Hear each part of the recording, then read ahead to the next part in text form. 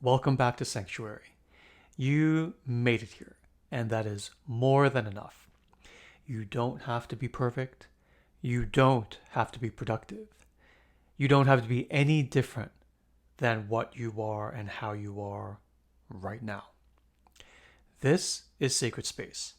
And Sacred Space doesn't demand change, it simply makes space for truth. So let us take a breath together, only if you want, no pressure. A first breath for arrival.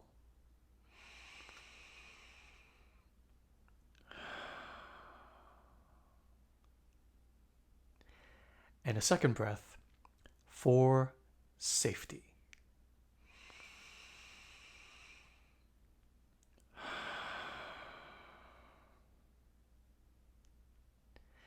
And a third breath for remembering what it feels like to land inside your own self.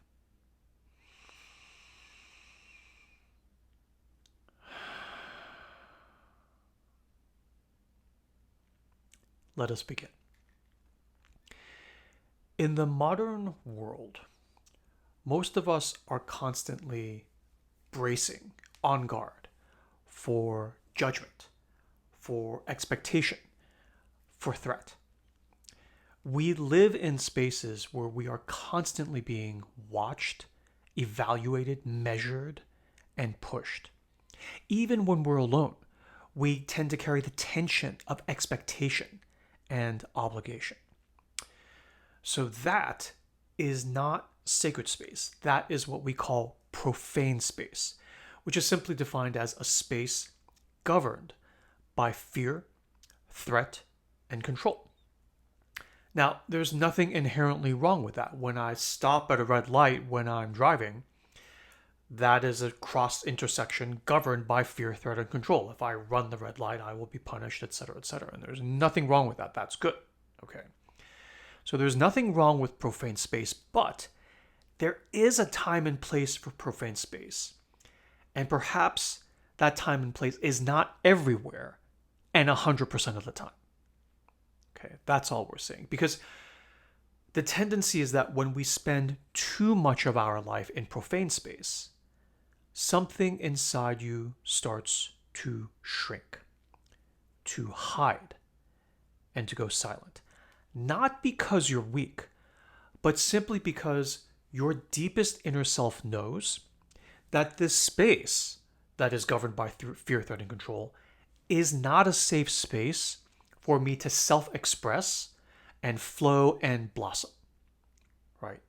And so, what happens when you finally enter into a sacred space? What happens when you cross into a space where no one is asking you to prove anything? A place where you are not judged, you are not measured, and you are not managed. What tends to happen is this: you start to come back to yourself. Your breath slows down and deepens, and your inner self starts to speak to you again. Because your soul doesn't need instruction, right? It knows what to do. It simply needs the right growing conditions. It's like growing carrots. It's like the carrot knows what to do. It just needs to have a safe space to do its thing in the right conditions. It needs the space to feel safe enough to return and start to emerge back out of you. And so, sacred space is what allows healing to occur naturally, and also for your bliss and deeper life purpose to finally come forward through you. Not through nagging, but through holding, right? Not through discipline, but through invitation and offering. Right? You don't bloom and blossom by being shouted at and cut down. Right? You bloom when the weather gets warm and the soft rain cleanses you and quenches your thirst. And so the power of sacred space is not in what it does to you, but in what it allows to emerge from within you. And hopefully, here in a sanctuary, something like this, your truth can come forward. Your clarity, your softness, your deep, real power. right? Not because someone like told you to bring them out, but because you finally felt safe enough to stop hiding. Sacred space is not magic, not exactly. It is simply what happens when fear and threat are removed. And when fear and threat leave, what remains is the core real you. And so let me ask you now, what about you? Where in your life have you been trying to bloom and blossom in a profane space? Right? Where have you been asking yourself to heal or open up or thrive while still living under fear or judgment or constant hustle urgency? Right? You can't do both. Not because, oh, you're a naughty person, you can't do both. It's just the physics of the thing. You can't bloom and blossom under the wrong conditions of fear, threat, and control. Your sacredness knows when it is welcome and safe, right? And it knows when it is not. It is of you. It is not stupid, right? And so I welcome you right now to, only if you want, take a breath and just feel.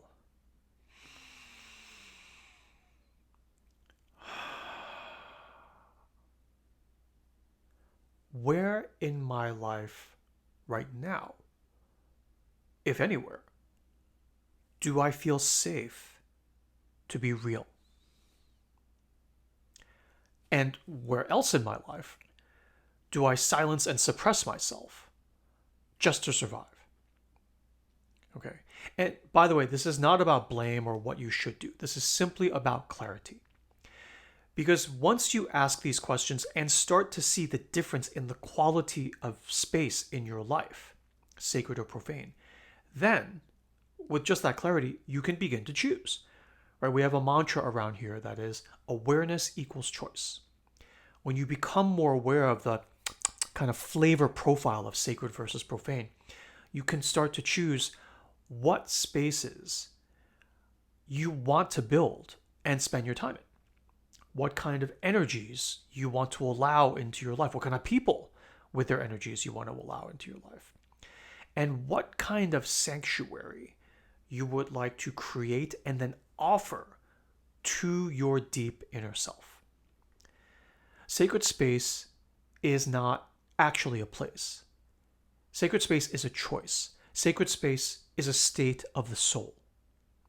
It is a kind of presence you choose, you actively choose to create and curate and then offer to yourself like any other kind of nourishment. And the beauty of it is, once you learn how to build it and generate it inside of you, you can carry it with you wherever you go. And so, for our reflection question this week, I would ask you to, again, no pressure, only if you want, ask yourself gently and sit a bit with the following question, which is, where in my life have I been trying to grow and heal without safety? Okay. But then if I had my ideal feeling of safe, sacred space, what would that even look like for me? Right? What would it take? What would it look like? Would it just be, when I drive to buy groceries, I park and I sit there a little longer, quietly alone, in the safety of that sacred space? Okay. Or is it when I go for a walk, when I work out, or just specific time that I carve out just to have a zone of safety with no expectation of what will come, right? Which is the point. And so when you ask this question and hear back a bit of the beginnings of an answer, I invite you to just let yourself feel what sitting with that question even feels like. Right? Where in my life have I been trying to grow and heal without safety? And if I had my ideal feeling of safe, sacred space, what would that look like for me? What would that feel like for me? Breathe with this question. Sit with it. Even hold hands with it. Ask it questions. And let it show you around. Let it show you things. Let it lead you on a path and see where it takes you. Okay. And as we close our session, I give you my blessing. May you learn to recognize sacred space, not by the words that are spoken, but by the way your body settles down and feels good. May you remember, you don't need permission to be whole. You only need the right conditions that you choose in your own sovereign power. May you become a keeper of sacred space for yourself and for others, a gentle protector in our world of what is good and real. Thank you for being here. Thank you for choosing to return to yourself. And until next time, go gently and stay close to that secret place in you that knows when it is safe to rise.